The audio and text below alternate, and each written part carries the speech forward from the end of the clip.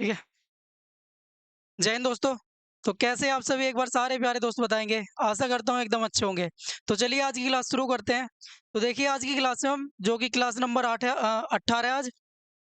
तो इसमें हम प्लांट्स यानी पौधों के बारे में जानकारी देखेंगे कितने मतलब अपने ईवीएस के कंटेंट के मतलब ईवीएस का जो पेपर है हमारा सीटेट के लिए उसके अनुसार यानी हमारा जो सिलेबस है ईवीएस का उसके अनुसार। तो चलिए आज की क्लास शुरू करते हैं। देखिए आज हम प्लांट्स के बारे में पढ़ेंगे। तो उससे पहले आपको एक जानकारी देनी है। जैसा आप पीछे देख रहे होंगे सार बैच सीटेट जुलाई 2024 को टारगेट करते हुए हमने सार बैच लॉन्च किया हुआ है जिस पे क्लासेस चल रही हैं और जिसकी प्लेलिस्ट अलग अलग सब्जेक्ट की यूट्यूब पे हमारे चैनल पर मिल जाएगी आपको देखने के लिए। तो और ये जो बैच है ये लेवल 1 के लिए है सिर्फ, ठीक है। लेवल 2 के लिए अभी इस पे कोई क्लासें नहीं है। तो आप हमारे बैच से जुड़िए और ज़्यादा से ज़्यादा अपना लाभ उठाइए, ठीक है। तो चलिए आज की क्लास शुरू करते हैं। देखिए सबसे पहले आज का जो टॉपिक है देखते हैं। तो जैसा अभी मैंने बताया था सीटेट जुलाई 2024 को टारगेट करते हुए हमारा बैच चल रहा है, ठीक है। और और ये ईवीएस पेपर 1 के लिए है और इस बैच का नाम सार बैच जैसा मैंने अभी बताया। और हमारा टारगेट है इसमें 130 प्लस नंबर लाने का, ठीक है। सीटेट पेपर 1 में 130 प्लस नंबर लाने का टारगेट है। चलिए आगे चलेंगे। देखिए चलिए शुरू करते हैं आज की क्लास। आज हम पढ़ेंगे देखिए पादपों में पारिस्थितिकी अनुकूलन यानी adaptation in ecological adaptation in plants, ठीक है। तो चलिए शुरू करते हैं। देखिए सबसे पहले अगर हम बात करें तो सबसे पहले प्रकार के जो पौधे होते हैं ऐसे पौधे जो जल में उगते हैं उन्हें कहते हैं जलोद्भिद या फिर हाइड्रोफाइट्स, ठीक है। तो इन्हें कहते हैं हम हाइड्रोफाइट्स या जलोद्भिद। और वो कौन कौन से होते हैं आपने जरूर देखा होगा ना अपने पास में। जैसे कमल, सिंगाड़ा आपने खाए होंगे। जलकुंभी, जलकुंभी एक हाइड्रोफाइट है, ये भी जल में पाया जाता है। यानी आप आपके आसपास में जो तालाब होगा तो आपने जरूर देखा होगा इसको। और देखिए इसका हमने चित्र भी लगाया हुआ है इधर साइड में। तो ये है जलकुंभी या फिर इसको कहते हैं हम जलकुंभी कहते हैं इसको, ठीक है।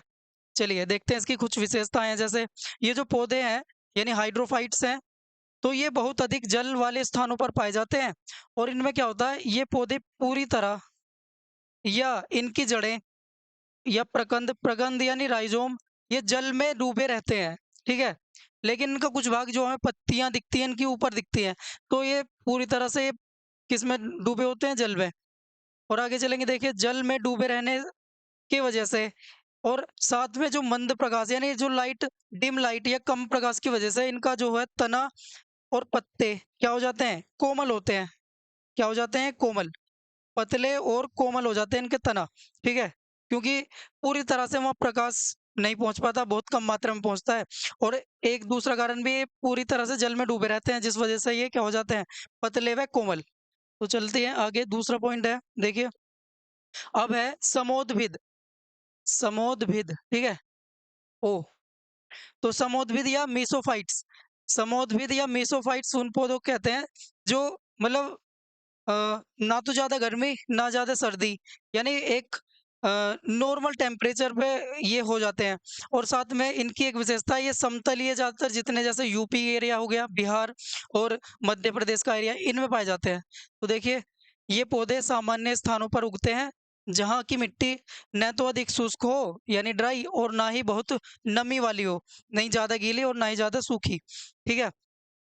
और इन पौधों की जो मिट्टी में ऑक्सीजन और खनिज लवण सोखने की क्षमता है ना वो ज़्यादा होती है। यानी इन्हें पर्याप्त मात्रा में मिल जाता है इन्हें खनिज लवण और जल और ऑक्सीजन दोनों, ठीक है। तो आगे चलते हैं देखिए ये स्थलीय पौधे यानी स्थल स्थल पर पाए जाते हैं। तो ये स्थलीय पौधे क्या होते हैं, ये सबसे अधिक पाए जाते हैं स्थल पर, ठीक है। जैसे कि आपने देखा होगा गेहूं और धान, मक्का, ज्वार, बाजरा ये सभी और साथ में गेंदा ये सभी हैं इसके अंदर आते हैं। तो इनके अंतर्गत कुछ वन है, जैसे एक तो वन हो गए, दूसरे बाग बगीचे, ठीक है, फूल और खेत, खेत में उगने वाले जितने भी फसल हैं आदि। और ये पेड़ पौधे इनके अंदर आते हैं, ठीक है। तो देख रहे होंगे आप इधर ये लगा रखा है एक चित्र। तो इसमें ये फुलवाड़ी के पौधे हैं, फूल भी हैं इधर अलग अलग तरह के। तो ये है मीसोफाइट्स, ठीक है, या समोद्भिद। आगे चलेंगे देखिए अगले प्रकार का जो पौधे हैं वो हैं मरूदभिद। मरूदभिद मतलब ऐसे पौधे जो मरुस्थल में उगते हैं, यहाँ पे जहाँ पानी की कमी हो और शुष्क वातावरण और तापमान बहुत अधिक होता है, तो ऐसे पौधों को कहते हैं मरूदभिद या ज़ीरोफ़ाइट्स। अब देखिए इनमें कुछ एग्जाम्पल्स हैं, जैसे खजूर है, नागफनी है, खेजड़ी का पेड़ है। तो खेजड़ी का पेड़ हमारे सीटेट के लिए बहुत इंपॉर्टेंट पेड़ है, इससे क्वेश्चन आते हैं, ठीक है। अब आगे देखेंगे, देखिए इनकी कुछ विशेषताएं, जैसे इन पौधों को मरुस्थलीय पौधे भी कहते हैं, यानी डेजर्ट प्लांट्स। और जहाँ पानी की कमी होती है और तापमान अधिक होता है, उस जगह पर ये मरुद्भिद यानी मरुस्थल में पाए जाते हैं ये वाले पौधे।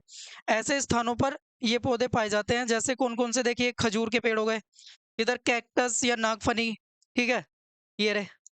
यानी ज्यादातर कंटीले यानी कांटों वाले, कांटोदार पौधे होते हैं ये सभी, ठीक है। और यहाँ पे जो वर्षा होती है ना, वो 50 सेंटीमीटर से कम होती है। कितने से कम? 50 सेंटीमीटर से कम वर्षा वाले स्थानों पर ये वाले पौधे पाए जाते हैं। अब इनकी विशेषता है, देखिए इनके ज्यादातर इन पर कांटे पाए जाते हैं, और जो कांटे होते हैं ना, वो पत्तियां इन कांटों में बदल बदल जाती हैं, जिससे क्या होता है, जो वाष्पोत्सर्जन है उसकी मात्रा क्या हो जाती है, कम हो जाती है, ठीक है। इस वजह से वो जो पत्तियां हैं वो कांटों में बदल जाती है, ठीक है। आगे चलते हैं, देखिए अगले प्रकार के जो पौधे हैं वो हैं लवणोद्भिद, यानी जो लवणीय मिट्टी में पाए जाते हैं उन्हें कहते हैं लवणोद्भिद, ऐसे पौधे। और उनको कहते हैं इंग्लिश में हेलोफाइट्स। जैसे कि मैंग्रोव, आपने सुने होंगे मैंग्रोव के जो वृक्ष हैं या पौधे हैं, वो लवणीय मृदा में उत्पन्न होते हैं। जैसे अब देखिए, लवणीय मृदा ज्यादातर पाई जाती है समुद्र के किनारों पर, ठीक है। अब जिस मिट्टी में सोडियम क्लोराइड यानी नमक, मैग्नीशियम क्लोराइड और मैग्नीशियम सल्फेट की अधिकता होती है, उस वाली मिट्टी को कहते हैं लवणीय या खारी मिट्टी, ठीक है। लवणीय मिट्टी या खारी मिट्टी। और ऐसी मिट्टी जिसमें ये उगते हैं, और उसी को कहते हैं हम, देखो, लवणोद्भिद, ठीक है। यानी जिस मिट्टी में ये वाले पौधे उगते हैं उनको कहते हैं लवणोद्भिद। अब इन स्थानों पर जल की उपस्थिति होने पर भी, मतलब जल तो पर्याप्त मात्रा में होता है, लेकिन ये क्या होता है, ये जो पौधे हैं ये मृदा से जल को अवशोषित नहीं कर पाते। इसको, जल को, ठीक है, जल में पूरी तरह से डूबे होने के बाद भी जल को ज्यादातर अवशोषित नहीं करते, यानी एब्जॉर्ब नहीं करते। तो ये हैं कौन से पौधे? लवणोद्भिद पौधे। इसके बाद देखिए आगे चलेंगे, तो अभी हमने 4 तरह के पौधे पढ़ लिए। कौन कौन से पढ़े? सबसे पहले जलोद्भिद, जो कि जल में उगते हैं। उसके बाद पढ़े हमने समोद्भिद, जो कि मतलब अ, हर तरह के मौसम में उग जाते हैं, जैसे कि ना तो ज्यादा गर्मी हो ना ज्यादा सर्दी हो। उसके बाद हमने पढ़े मरूदभिद, यानी जो मरुस्थल में उगते हैं ऐसे पौधे, जैसे कैक्टस, नागफनी, खजूर। उसके बाद पढ़े हमने लवणोद्भिद पौधे, यानी लवणोद्भिद पौधे वे वाले पौधे होते हैं जो लवणीय मृदा में उत्पन्न होते हैं, ठीक है। आगे चलेंगे, देखिए अब अगला जो टॉपिक है वो है प्लांट्स या पौधे। ये प्लांट्स या पौधे कितने प्रकार के होते हैं, इनकी आकृति और इनकी ऊंचाई आदि, यानी भौतिक अवस्था के आधार पर इनको बांटा है 3 प्रकार से, ठीक है। कितने प्रकार से? 3। तो सबसे पहला अगर प्रकार है, देखिए इधर देख रहे होंगे आप चित्र में, यानी ऐसे पौधे जिनका तना बहुत ही मुलायम और हरे रंग का होता है, तो वो होते हैं साग। जैसे कि साग सब्जी, आपने साग खाया होगा, तो साग, या इंग्लिश में कहते हैं इनको हर्ब्स, ठीक है। इसके बाद ये देख रहे होंगे इधर, ये वाला भी एक पौधा है, इसको कहते हैं झाड़ी, ठीक है। क्या कहते हैं इसको? झाड़ी, या फिर इंग्लिश में कहें तो सर्ब्स। आगे देखिए, अब ये जो ऊपर देख रहे होंगे इधर, ये है ट्री यानी प्लांट, पेड़। ट्री यानी वृक्ष या पेड़। और इन पौधों मतलब इनकी सबकी अलग अलग विशेषता इन पौधों की, तो उनके बारे में एक एक करके आप देखते हैं, देखिए सबसे पहले पढ़ेंगे हम हर्ब के बारे में। हर्ब मतलब साग, जैसे कि धनिया, पुदीना, और इसी तरह से साग के लिए सरसों, मतलब जो हरी सरसों होती है वो। अब देखिए इनकी कुछ विशेषता है, जैसे हरे व कोमल तने होते हैं इनके, और इन पौधों को हम क्या कहते हैं? साग कहते हैं। और ये छोटे होते हैं, और इनमें कोई मतलब ज्यादा शाखाएं नहीं होती, मतलब थोड़ी बहुत शाखाएं निकलती है, यानी कई शाखाएं नहीं होती इनमें, कम शाखाएं होती है। जैसे कुछ एग्जाम्पल्स हैं इनके: पालक, मटर, सरसों, टमाटर, गेंदा, प्याज आदि। इस तरह के ये शाक हैं, यानी ये वाले जो पौधे हैं इनको कहते हैं हम शाक। ठीक है, आपने खाए होंगे ये सब, सब्जी बनती है इनकी। अब देखिए आगे, अब जो अगले प्रकार का पौधा है वो है झाड़ी या फिर सर्ब। ठीक है, सर्ब या फिर झाड़ी। अब झाड़ी आपने देखी होंगी, जैसे गुलाब, गुड़हल आदि, ये भी क्या है, झाड़ियां हैं। ठीक है, तो पूछ लेता है, कभी कभी क्वेश्चन आ जाता है कि बताइए निम्नलिखित ऑप्शंस में से कौन झाड़ी के अंतर्गत आता है। ठीक है, तो देखिए इनकी कुछ विशेषताएं, जैसे इनमें शाखाएं तने के आधार के करीब से निकलती हैं, यानी पास से निकलती हैं, बिल्कुल जहाँ मिट्टी होता है ना, तना बिल्कुल नीचे से निकल जाती है इनमें से शाखाएं। और तना इनका होता है कठोर, लेकिन अधिक मोटा नहीं होता। ठीक है, पतला सा तना होता है और कठोर होता है, लेकिन ज्यादा मोटा नहीं होता वो। जैसे एग्जाम्पल है कुछ, मेहंदी, मेहंदी भी एक तरह की झाड़ी है, गुलाब, नींबू, नींबू का पौधा, गुड़हल और तुलसी, ये सभी झाड़ी के अंतर्गत आते हैं। ठीक है, तो याद रखेंगे, कॉमन एग्जाम्पल है और इन्हीं से ज्यादातर क्वेश्चन बन जाते हैं। आगे चलेंगे, अगले अगर टाइप की बात करें तो वो है वृक्ष या ट्री, और इसको पेड़ भी कहते हैं। ठीक है, तो जैसे आम का पेड़, बरगद, पीपल। ठीक, तो देखिए, जो पौधे अधिक ऊंचे होते हैं तथा जिनका तना मजबूत होता है, और इनकी खास विशेषता है कि इनकी जो शाखाएं हैं वो भूमि से बहुत ऊपर जाके निकलती हैं, और तने के ऊपरी भाग से इनकी शाखाएं निकलती हैं। ये इनकी विशेषताएं हैं। जैसे कुछ हमारे पास पेड़ के एग्जाम्पल हैं, जैसे नीम का पेड़, आम, बरगद, पीपल, चीड़ आदि। और उसी तरह से और भी बहुत से पेड़ होते हैं, जैसे शीशम का पेड़, ठीक है, खजूर, इस तरह के।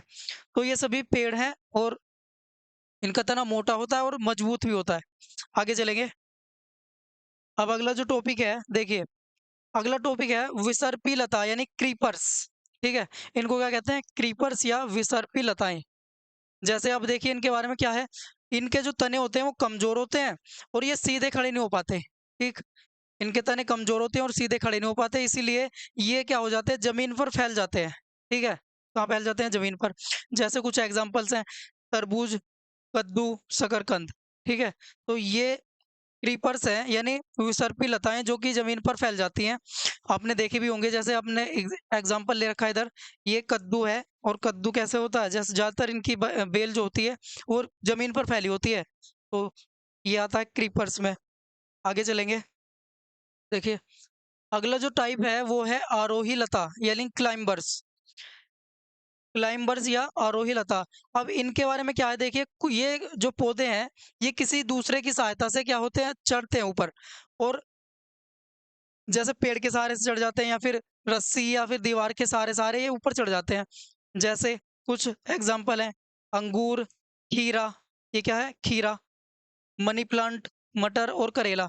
ये कुछ एग्जाम्पल्स हैं किसके, किसके हैं ये एग्जाम्पल्स, आरोही लता के। आगे चलेंगे, देखिए अब आरोही लताओं में देखिए इधर चित्र लगाया है, जैसे ये है तोरी। तो तोरी भी किसी दूसरे रस्सी या दीवार के सहारे से हो जाती है, ऊपर चढ़ जाती है। तो ये सभी क्रीपर्स है। क्रीपर्स देख लिए हमने, और फिर उसके बाद देख लिए हमने क्लाइंबर्स।